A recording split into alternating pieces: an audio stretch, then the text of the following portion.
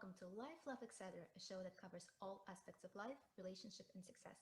And I'm your host, Dr. Anna Elton. Tonight we have a special guest, Leslie Mathews. She's a therapist, coach. She's the founder of the LooM Life, and she's also a former attorney. So, welcome, Leslie. Thank you for being here with us tonight. Thank you. I'm so happy to be here.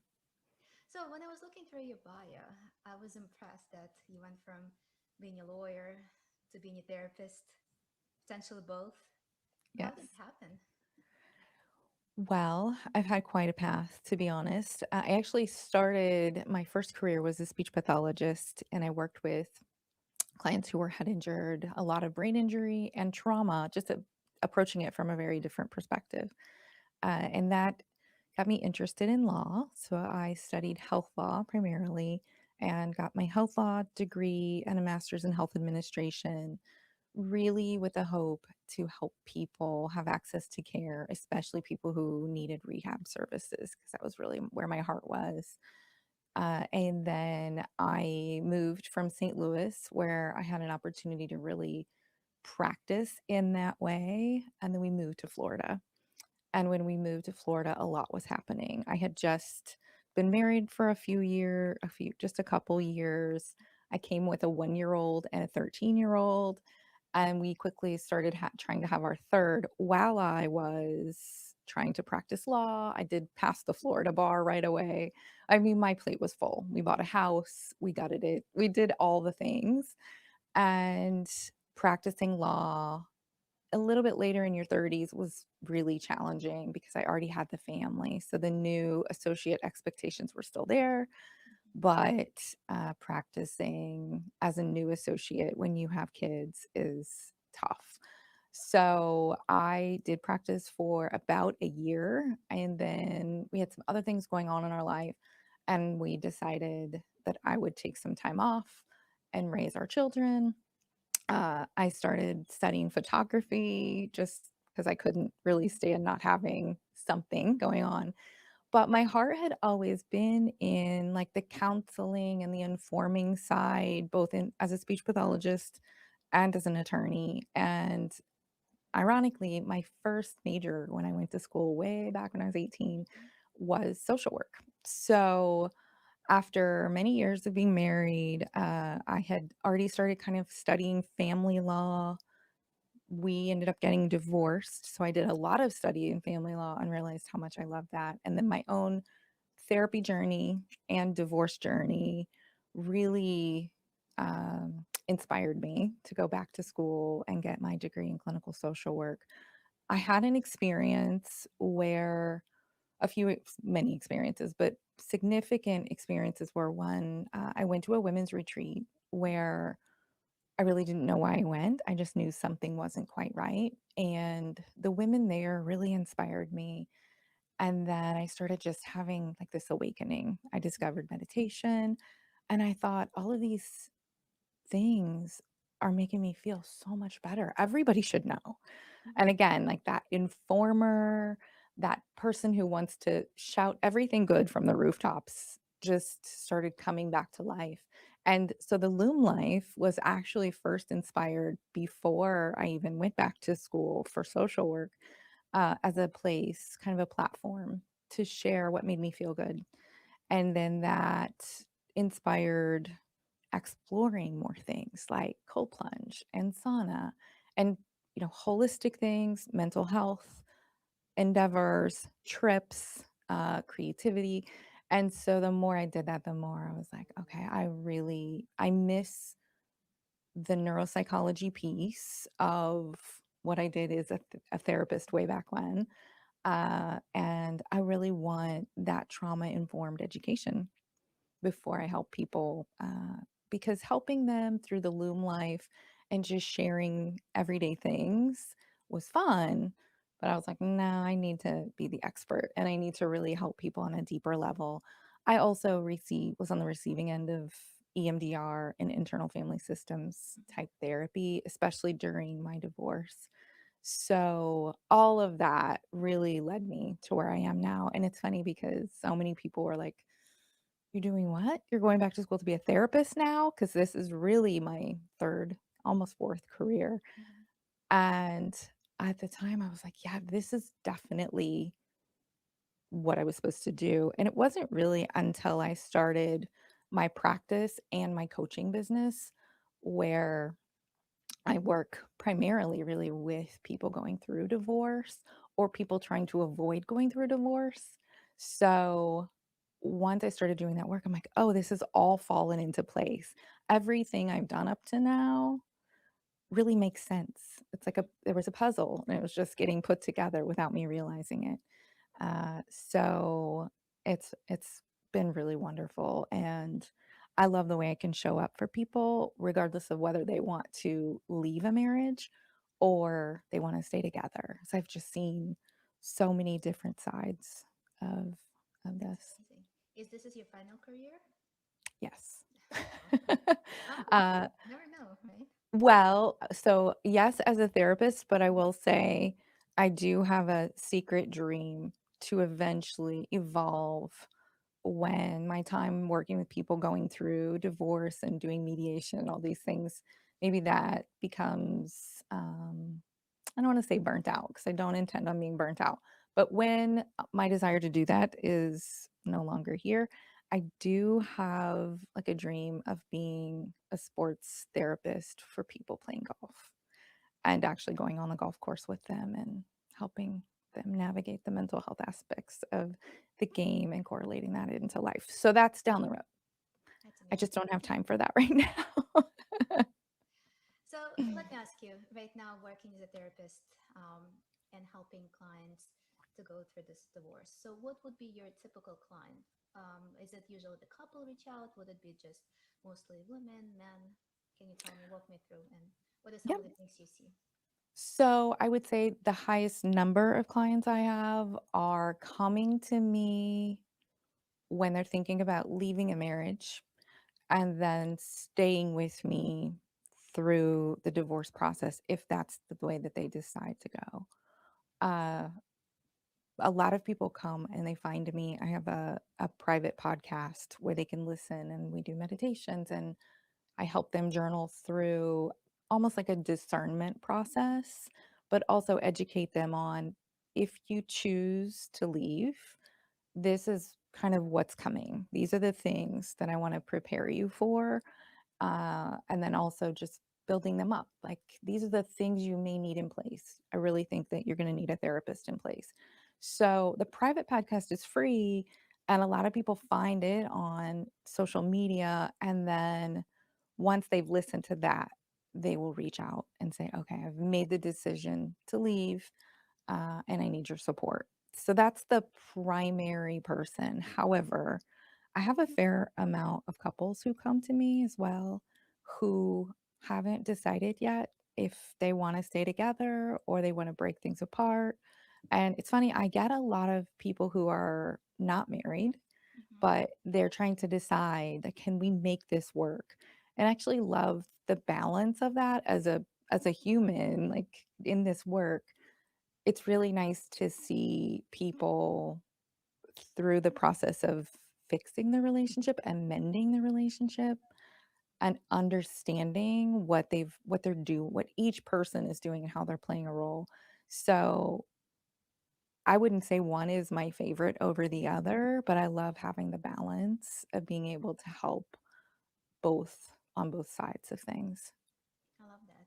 So let's say if unmarried couple comes to you, right, and they Mhm. just trying to figure out if they should be in this relationship or not. Like, what usually the reasons why they still want to be in a relationship, and then what are the main reasons why they're here, why they think they need this relationship? Yeah, I think most people are afraid, Mm-hmm. even if they're no longer happy with one another.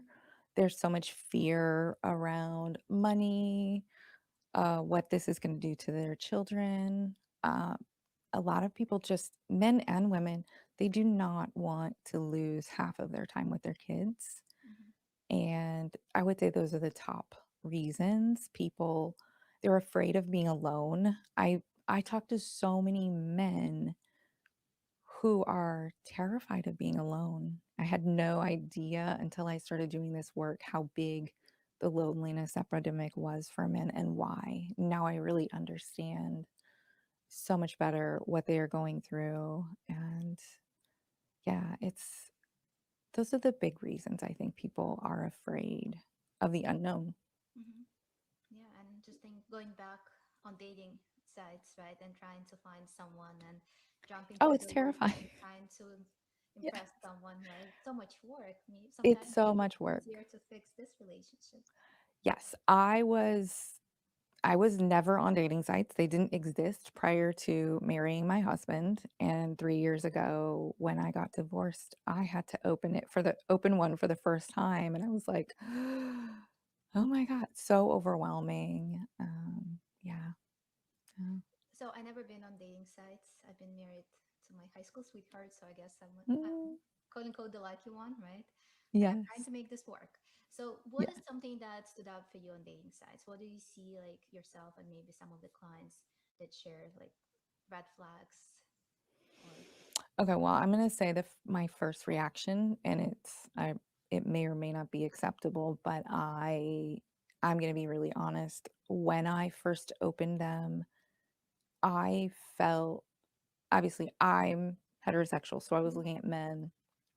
I felt really sad. I'm very empathic in the line of work I do. I really feel for people, and I just felt really sad for these men because I thought I don't know, they seemed sad.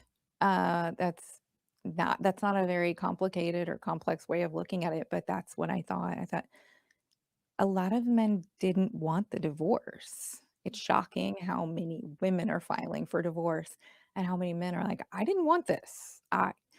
They may not have been really trying, but mhm, they didn't want it. So that would be number 1, and then I think the frustrating thing as a woman is that the way that the dating sites, at least 3 years ago, and I wasn't on them for very long, the thing I saw was that women were placing almost like an ad. mhm, So women were saying, "These are all my positive attributes. This is who I am." Men were making a request. So they were saying, "I'm looking for X, Y, and Z." I thought this is so strange because why are we the one who's being marketed and they're saying what they want? That was odd to me, and I think it's a big complaint that a lot of women have. Uh, so those were the biggest, I think, surprises, I'll just mhm, say, for me. Red flags, I mean, there are so many people who aren't real, mhm. so many people who have photos that are from 20 years ago. Yeah, bots, people who you connect with and you think, "Oh, this is actually someone who has potential," and then they just vanish, and they may or may not have been real. So it's a very frustrating place. All that said, I met my boyfriend who I've been with for 3 years. We're very happy on Hinge. So So I guess it works, right? it works. It does work. I liked Hinge because you could narrow things down. You could really put in enough requirements so that you could only be looking at people who like you could rule things out and eliminate things. So yeah. So interesting. So going back to the couples that you usually work with, Mhm. so what are some of the things that you see? What are the reasons why they potentially may feel like this relationship won't work? I think, it sounds cliche, but I think communication a lot of times is a big issue. But even bigger in communication is a lack of awareness of a person's own nervous system Hmm. and a lack of your partner's nervous system and attachment style. So, the first thing I do when I start working with a couple is have them determine what is your attachment style? Where did that come from? What's your partner's attachment style? How do those two work together and work against each other? And then we do talk about love languages, like what does the other person need? And what are the differences that might be getting in the way between what you need and what they need? And then nervous system awareness and talking about, timing for these different difficult conversations that couples might have, and really thinking about, okay, am I regulated before we start talking about something difficult? Am I regulated? What happens if I get dysregulated when we're talking? What do we need to do? What does a timeout look like, or taking a pause? And those are the things I'm going to talk about immediately so that we can all understand each other better. So, when you talk about attachment style, Mhm. do you feel like couples come in and they know their attachment style right away, or this is something that they find surprising? I would say younger couples do, and women typically do. I think before people come to couples therapy, a lot of women have already done their research. They've been Mm-hmm. reading, they've been on social media, attachment, trauma. These are all things, gaslighting, like it's Mm-hmm. all over social media. So people, especially women, are coming in more and more educated, and they have a better understanding. I think when someone has an extreme attachment style, like if a woman is anxious, she probably knows she's anxious, and she's probably already labeled her partner as avoidant because those two are coming together so often. Another big thing that I think people really, it helps them to understand is the introvert extrovert. Mm-hmm. Like, how does your partner recharge? Do they recharge alone or together? My boyfriend and I are opposites. So we had to learn, and I had to really learn, like when he says he needs space, it's not because he doesn't want to be with me, it's because that's how he recharges. And he had to learn how to reassure me, I'm coming back, especially if there was some kind of rupture or we were having some kind of disagreement. He needed space to be alone, process it, and then he could come and we could talk about things and both be safe. But because when we first met, I was kind of anxious, I would have a hard time with him leaving me alone. I'd be like, no, no, no, I want to work it out right now. And he's like, I want to work it out. I'm not going anywhere. So I needed to hear, I'm not leaving you. I'm not abandoning you. Because abandonment wounds are really prevalent, especially in women, but in men too. I'm not leaving you. I'm not going anywhere. I want to work through this. We will figure it out. I just need some space. Um, that kind of communication just sets everyone at ease. And for me, my end, him being able to trust me that if he said that, I would say, okay, I get it. I'm calm. And is this is uh, something that you usually do with couples before they get into this window of tolerance, or outside of their window of tolerance, or in the moment? Because I know I work with couples as a marriage and family therapist, right? And what I mhm. hear from my couples that usually, they have all the tools, they have all the psychoeducation, but it's easier said than done when Yeah, you need to apply it in the moment, right? It sounds really amazing when you're able to say like, hey, I'm dysregulated, I'm outside of my window of tolerance, I need to take a break, right? And I still love you, I'll come back to you. But then in the moment, sometimes it does not look like that, right? So um, absolutely. do you think it's, talking about the rules ahead of time? So maybe in the moment you have maybe a code word, maybe you don't have to say the Yep. full thing, right? And you say bananas. So that means like, I need to go, and Yeah. I'll come back in 30 minutes. I'll come back. We'll come back to this in 24 hours or whatever Yeah. it is.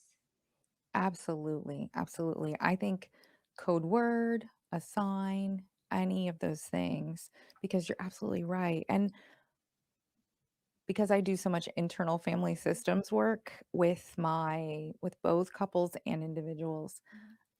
once a part takes over Mm-hmm. someone, so you can talk about it in window tolerance or you can talk Mm-hmm. about it in parts. Yep. It depends on the client which one I'm going to do, but I have clients who have such strong parts because they have so much complex trauma and these really intricate systems. Once that part takes over, that person isn't going to be capable of saying, I need to take a break. They're Mm-hmm. just going to want to fight or get in. So you're absolutely right. Like the moment there are signs, that the person is, you could say it, either leaving their window of tolerance or a part is taking over, the other person almost has to be responsible for taking a step back and saying, I think we need to step away. It's very hard in the moment.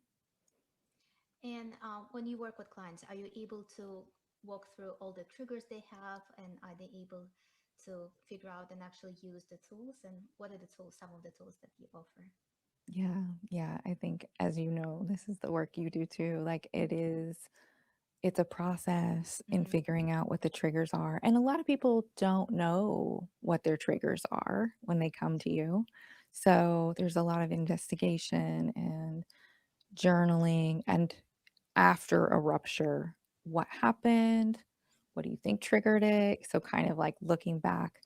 But I think the best tool I have in my toolbox is definitely a pause, Mm-hmm. any kind of pause, and finding out if there's something each person can do to make themselves feel safe Mm-hmm. and grounded.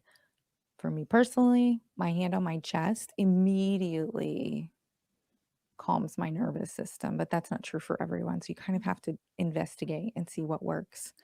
But if people can take a pause, the power of the pause is so big. I'm Amazing. curious, what do you find the most helpful with your clients?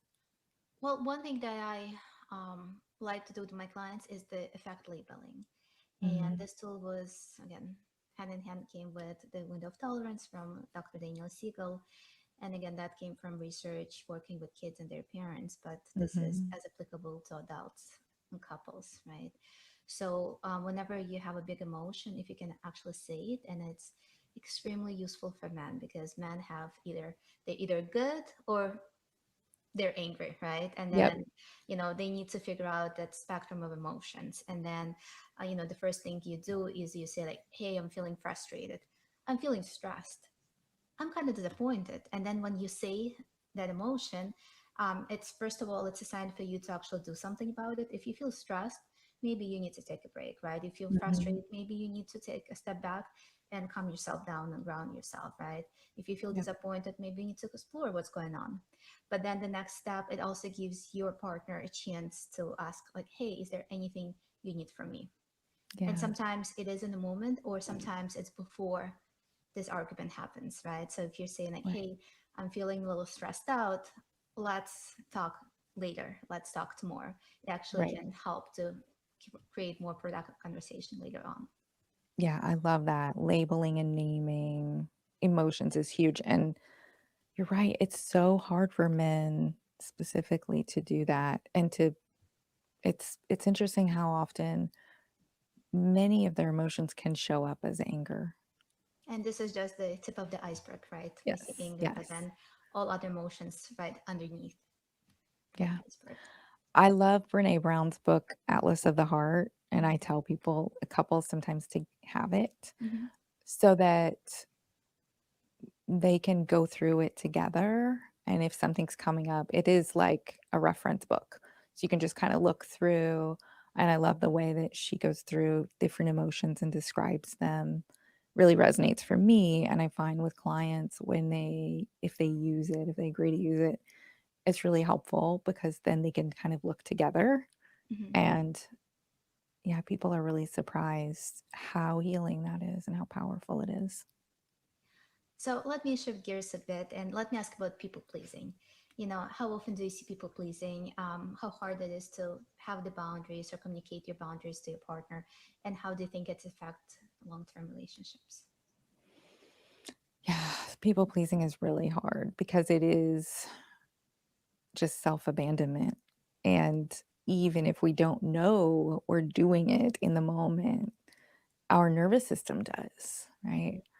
And so the classic people pleaser, they are always going to give up their own preferences and probably not set very good boundaries. Mm-hmm. And then over time, it's just a cesspool, like a growing ground for resent. Mm-hmm. Yeah. So what do you do? So someone realizes and they say, I'm a people pleaser. I need help. What's the next step? Mhm.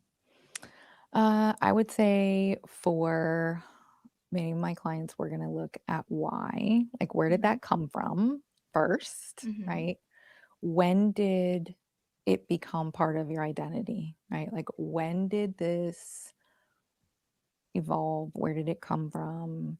It's probably something that came from very young, when they were Mm-hmm. very young, and their parents. And so we usually are going to dig back so they can really understand first where it came from and understand that it was a defense mechanism, something Mm-hmm. that kept them safe earlier on in their life, but they don't need it anymore. So again, it kind of depends on how I'm working with the client. If the client is someone I'm doing internal family systems with, then we're going to look for those people pleasing parts and figure out where they originated from and what they need.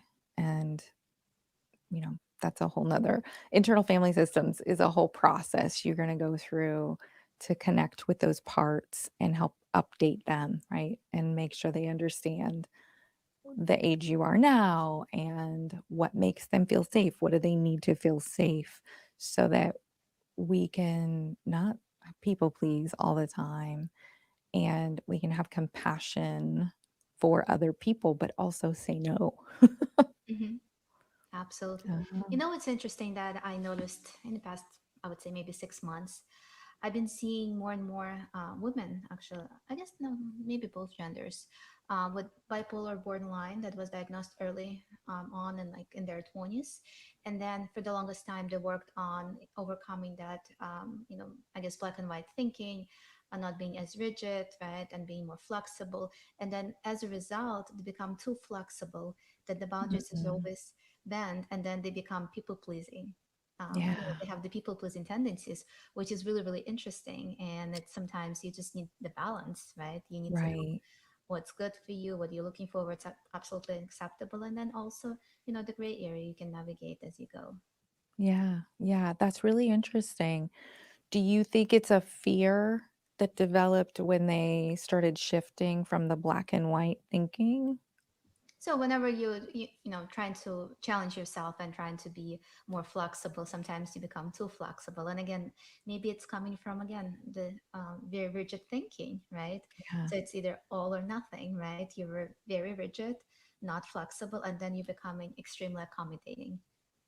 yeah, yeah, So and again, balancing yourself and keeping yourself in check, or maybe even like writing down. So what I tell some of my clients, just write it down. Write your mhm, boundaries.